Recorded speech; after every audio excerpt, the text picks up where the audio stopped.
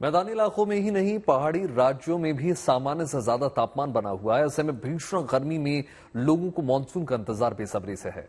लेकिन सबका सवाल यही है कि राहत कब मिलेगी। इन्हीं सभी मुद्दों पर हमारी संवाददाता मनीषा लड्डा ने मौसम वैज्ञानिक डॉक्टर सोमा सेन से बातचीत की। सुनिए।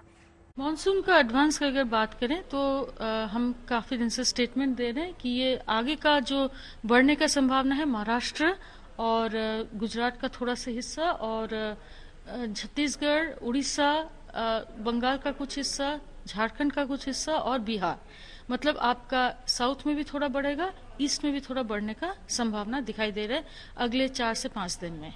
और इसी के साथ मानसून का जहां तक आया है वहां पर जो जिस एरिया में आ चुकी है उसमें नॉर्थ ईस्ट में आपका एक्सेप्शनली हेवी रेनफॉल भी रिकॉर्ड किया गया है नॉर्थ ईस्ट इंडिया में। और ऐसी बारिश इस जगह में अगले 4 से 5 दिन तक जारी रहेगी, जिसके चलते हमने रेड अलर्ट इधर इशू किए हैं।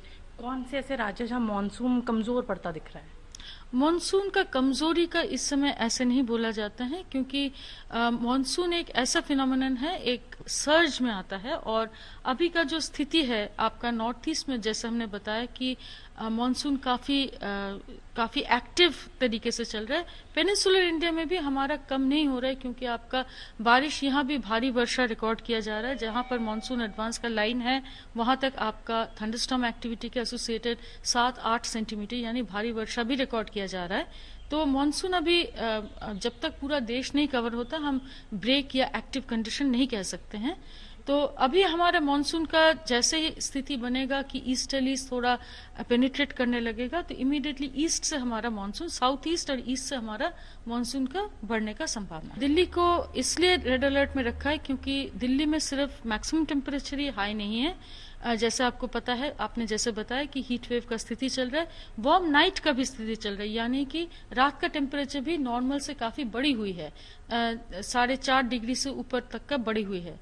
इसके इम्पैक्ट इस तरह से आती है कि सुबह जल्दी आपका जो गर्मी का महसूस होने लगते हैं, प्लस प्लांट्स, एनिमल्स, ह्यूमंस का हमारे जो रात के समय जो बॉडी को रिकवर करने का टाइम मिलता है वो अभी नहीं होता है। यही सब। और तीसरी जो चीज है हमारा मैक्सिमम टेम्परेचर, मिनिमम टेम्परेचर, तीसरी है हमारा लू विंड्स बह रही है जो आपका 25 से 35 किलोमीटर प्रति घंटा। इन तीनों चीजों को मद्देनजर रखते हुए हमने रेड अलर्ट इशू किए हैं दिल्ली के लिए 2 दिन के लिए। उसके बाद से हम वार्निंग कम कर रहे हैं। जो हमने बताया 2 दिन के बाद से थोड़ा डिक्रीज होने की संभावना है, वो वेस्टर्न डिस्टर्बेंस के लिए है, जो पहले पंजाब हरियाणा को थोड़ा करने शुरू करेगा कल से ही, क्योंकि वेस्टर्न डिस्टर्बेंस पास आ रही है। पर अरेबियन सी से मॉइस्चर आएगा, तो जिसके चलते थोड़ा टेम्परेचर घटने की उम्मीद है।